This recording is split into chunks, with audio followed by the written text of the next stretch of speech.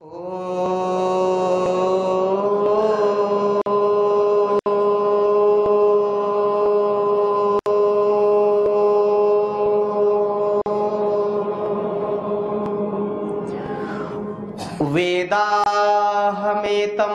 पुरुषं महान्तं आदित्यवर्णं तमसः परस्तात् तमे विदित्वाति मृत्युमेति नान्या पंथा विद्यते अनाय। ओम स्वस्ति पंथा मनुचरेम सूर्या चंद्रमसा विव पुनर्ददताग्नता जानता संगमे मही। ओम संगच्छध्वं संवदध्वं संभो मनांसि जानताम देवा भागम यथा पूर्वे संजानाना उपासते। प्रेम से मिलकर चलो बोलो सभी जानी बनो पूर्वजों की भांति तुम कर्तव्य के मानी बनो। पूर्वजों की भांति तुम कर्तव्य के मानी बनो। ओम शांति शांति शांति। प्रातः स्मरणीय वंदनीय युग पुरोधा युग दृष्टा श्री स्वामी जी महाराज गुरुदेव आयुर्वेद की परंपरा चरक सुश्रुत धन्वंतरी की परंपरा को जन जन तक पहुंचाने वाले आयुर्वेद शिरोमणि आचार्य श्री जी महाराज की सूक्ष्म उपस्थिति को, उनके पुरुषार्थ को, तप को हम प्रणाम करते हैं। यहाँ पर जो पूरी टीम बैठी हुई है, राज्य की टीम, आदरणीय भाई सुधांशु जी, आदरणीय राधा माधव जी, स्वयं प्रकाश जी, आदरणीय हमारे श्रद्धामयी बहन गिरिजा जी और अमृतांशु जी, युवा भारत, हमारे बहुत ही यशस्वी तेजस्वी पराक्रम और पुरुषार्थ से परिपूर्ण ऐसे जिन्होंने इस पूरे कार्यक्रम का आयोजन किया। और पिछली बार भी जब मैं आया तो वर्षा हो रही है और वर्षा में भी पूरा आनंद। ऐसे हमारे भाई सुनील जी के लिए जोरदार अभिनंदन करें, बहुत ही यशस्वी भाई। जो हमारे सोशल मीडिया प्रभारी भाई क्षितिज जी, सूर्यकांत जी जो कार्यालय प्रभारी हैं, और इसी प्रकार से आदरणीय देवराज पाणिग्राही जी। यहाँ जो एक अनुष्ठान का, इस महायज्ञ का आयोजन किया है पूरी टीम ने, हमारी कटक की जिला टीम आदरणीय सुनील जी के मार्गदर्शन में, आदरणीय शिशिर जी, आदरणीय निमाई चरण जी, आदरणीय समीर जी, कल्पना जी, सत्यरंजन जी, किशोर जी, सविता जी, सुरभि जी, इनके लिए भी जोरदार अभिनंदन करें आप। और उत्साह का, आनंद का, अपनी सनातन पुरातन ऋषि परंपरा का, महापुरुषों के बलिदान का, उनके शहादत का, लाखों लाखों लोगों ने जो शहादत दी और 500 वर्षों के बाद यह स्वर्णिम अवसर, जैसा परम पूज्य गुरुदेव ने कहा, हमको ये प्राप्त हुआ है। तो ये अध्यात्म की प्रतिष्ठा, ये योग की प्रतिष्ठा का बहुत स्वर्णिम काल है, ये स्वर्णिम अवसर है। इसलिए हमको घर घर में राम कृष्ण जैसा, सीता सावित्री गार्गी मदालसा मैत्री जैसा, रानी चेन्नम्मा, झांसी की रानी लक्ष्मीबाई, सुभाष चंद्र बोस जैसा, सुखदेव चंद्रशेखर आजाद और भगत सिंह जैसा व्यक्तित्व गढ़ने का समय है। ये हमको ऐसे जीवन को जीना है जो अपने भूमि को, अपने धरा को, मातृभूमि को, अपने कुलवंश परंपरा को, अपने योग धर्म को, अध्यात्म धर्म को पूरी धरती पर फैला दे और परचम लहरा दे सनातन पुरातन परंपरा का।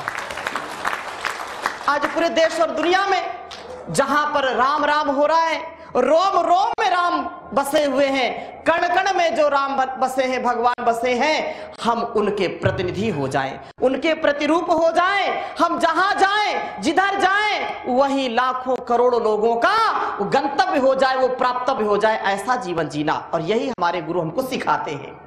आइए उस परमात्मा को स्मरण करते हैं। मेरे साथ एक भजन गाएंगे, फिर बहुत सारी बातें आपसे करनी है, क्योंकि वो परम पिता परमेश्वर सनो बंधुर जनिता सविधाता धामानि वेद भुवनानि विश्वा, और वो त्वमेव माता चा पिता त्वमेव बंधुश्चा सखा त्वमेव। इसलिए उसका हम गुणगान करें, उसका ध्यान करें, जीवन की समस्याओं का समाधान करें।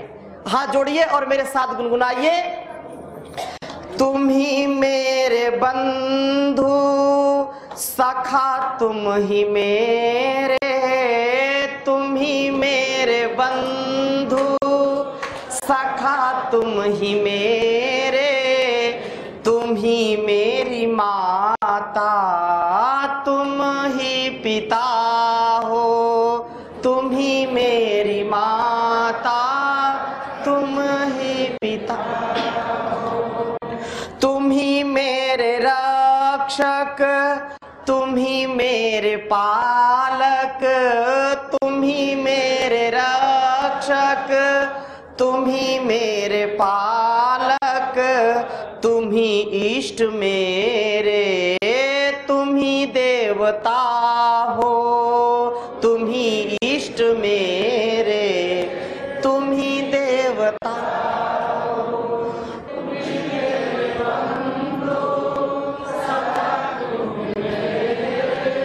तुम ही मेरी माता, तुम ही पिता हो, तुम ही मेरी माता।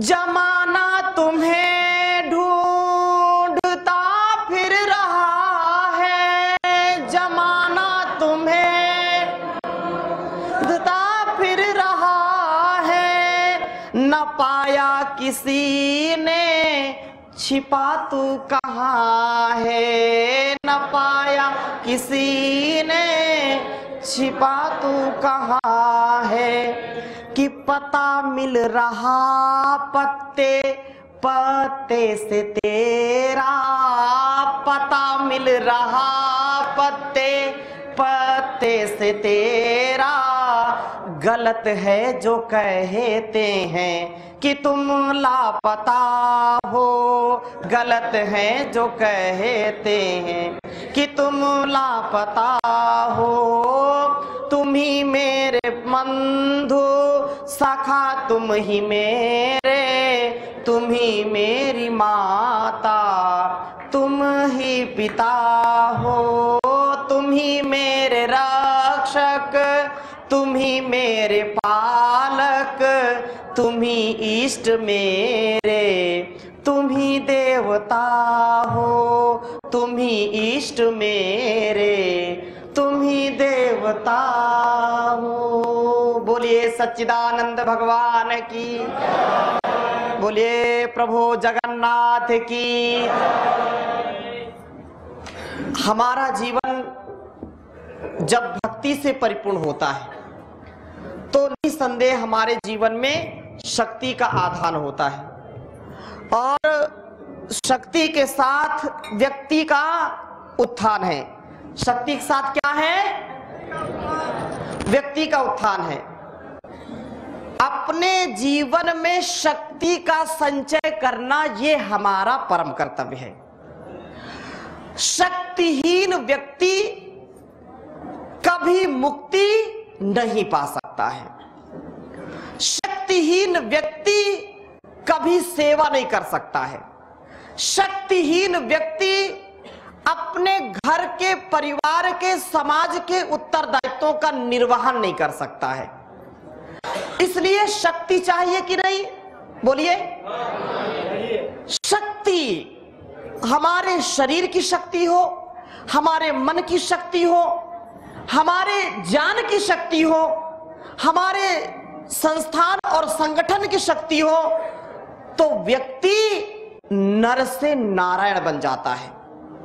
व्यक्ति मानव से महामानव बन जाता है। व्यक्ति वामन से विराट बन जाता है। इतना बड़ा ये तत्व है। शक्तिहीन लोगों की कोई भी अर्चना नहीं करता, कोई भी पूजा नहीं करता, कोई भी सम्मान नहीं करता। इसलिए शक्ति का सदा उपासक बनना चाहिए। अस्मभवनस्तनु, हमारा शरीर भी और हमारा मन, तन में मनः शिव संकल्प मस्तु। जिसका तन मन स्वस्थ है उसका वतन भी स्वस्थ है, उसका घर परिवार भी स्वस्थ है। जो तन मन से लाचार है, बीमार है, उसका जीवन बेकार है, निरर्थक है, निष्क्रिय है। योग के माध्यम से हमको वह ज्ञान, वह शक्ति, वह भक्ति हमको मिलती है जिससे वास्तव में जीवन की मुक्ति होती है और इस जगत की भी मुक्ति हम कर सकते हैं। परम पूज्य गुरुदेव ने हमको योग से जोड़ा है, आयुर्वेद से जोड़ा है, अध्यात्म से जोड़ा है, अपनी स्वदेशी परंपरा से जोड़ा है, गौ सेवा से जोड़ा है, सच्ची मानवता से जोड़ा है। तो ये बहुत बड़ा परिवार है अपना संगठन, और हम इसके सदस्य हैं, इस परिवार के हम अभिन्न अंग हैं। ऐसा हमको सदा गौरव रखना चाहिए। ये भी हमको जन्म जन्मांतरों के पुण्यों से प्राप्त हुआ है। सबका सौभाग्य नहीं है कि आप जैसे यहां निस्वार्थ भाव से, निष्कपट होकर के, निष्कलंक होकर के, निर्विकार होकर के, निर्द्वंद होकर के आप सेवा करें। आपकी श्रद्धा, आपकी भक्ति, आपकी निष्ठा, आपकी सेवा, आपकी साधना, आपका स्वाध्याय, आपका सत्संग निसंदेह आत्म कल्याण से विश्व कल्याण के लिए होता है। अपने जीवन को पवित्रता से जी करके, सुचिता से जी करके, और जो सच्ची सेवा करके व्यक्ति जीता है तो उसका जीना और उसका जाना सारा जहान जान जाता है। इतना महान कार्य है। अगर मनुष्य होकर के मेरा जान, मेरा बल, मेरी शक्ति, मेरा धन, मेरा तन, मेरा मन किसी की सेवा में नहीं आता तो ये पशु से भी बदतर जीवन हो जाता है। हमारा तन मन, हमारा धन, हमारा संसाधन, हमारा जीवन लोक की सेवा में जब होता है तो वास्तव में परलोक में भी हमको आनंद की प्राप्ति होती है। आज हम जिनकी पूजा करते हैं, जिनके नाम से सारा देश और दुनिया आह्लादित है, प्रफुल्लित है, विरसित है, सुवासित है, उनके जीवन को हम देखें, भगवान राम के जीवन को देखें, भगवान कृष्ण के जीवन को देखें। हमारे स्वतंत्रता सेनानी जिन्होंने अपने प्राणों का बलिदान किया, जिन्होंने फांसी के फंदे पर भी हंस करके मृत्यु दंड को स्वीकार किया, आज हम उनका नाम लेते हैं, उन पर गौरव करते हैं। क्यों? क्योंकि उन्होंने निस्वार्थ भाव से इस मातृभूमि का, इस भारत माता का गौरव बढ़ा दिया है। जाना तो सबको है, लेकिन जाना ऐसे कि जिससे दुनिया जाने, दुनिया गौरव करे, माता पिता गुरु गौरव करे, कुल वंश परंपरा गौरव करे। तिमिर के वृक्ष को जो चीर 9 दिन कर उगाते हैं, जो जीवन को कितना भी तूफान हो, कितनी भी आंधी हो, वो कभी घबराते नहीं, वो कभी विचलित नहीं होते, और निसंदेह जो वीर है, धीर वीर गंभीर है, वही जीवन की यात्रा में, सेवा सत्कार में, परोपकार में अग्रणी भूमिका निभाता है। कभी भी वो हताश निराश नहीं होता। उसको मृत्यु भी एक वरदान लगती है, नहीं तो लोग मृत्यु से डरते हैं। जो डर गया समझो मर गया। जो फांसी पे भी चढ़ करके वतन के गीत गाते हैं, जो फांसी पे भी चढ़ करके वतन के गीत गाते हैं, तिमिर के वृक्ष को जो चीर 9 दिन कर उगाते हैं, उन्हें मेरा नमन, उनको न कोई भूल पाएगा, उन्हें मेरा नमन, उनको न कोई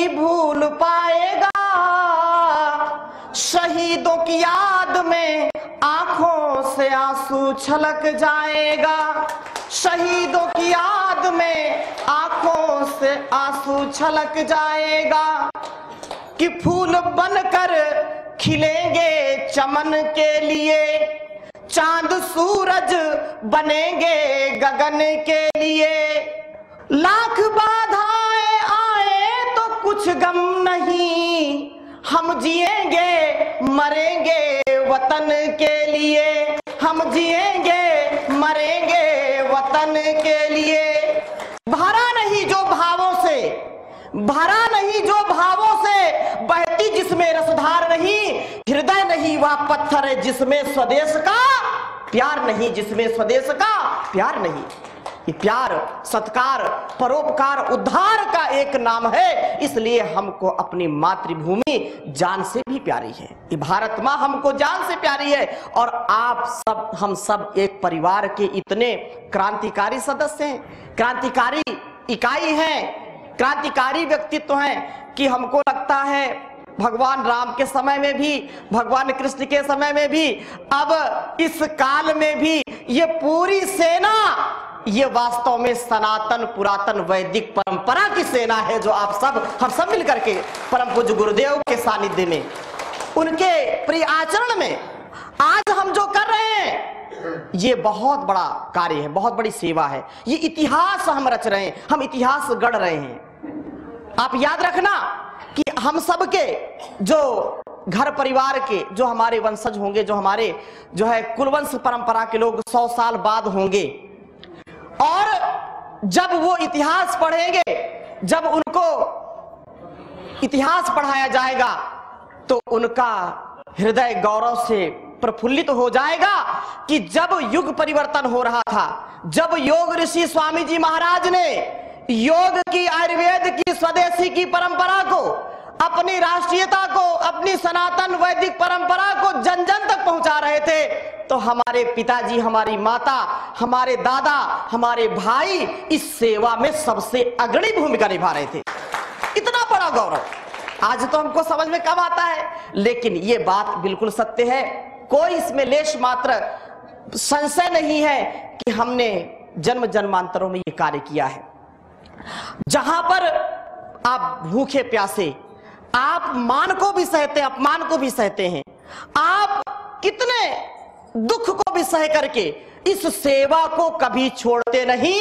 ये आपका मूल कर्तव्य है, आपकी मूल मांग है, आपका मूल संस्कार है, जो आपका स्वयं का उद्धार कर रहा है, आपके परिवार का, समाज का उद्धार कर रहा है। ये बहुत बड़ी सेवा है। लोग पैसे भी दे करके सेवा नहीं ले पाते, नहीं कर पाते, लेकिन आपका जो तन मन है, जो धन है, वास्तव में इदम राष्ट्राय इदं नमम, ये संसार की सेवा। और कुछ ना कुछ तो लोग कहेंगे, कहते होंगे, कहना और सहना।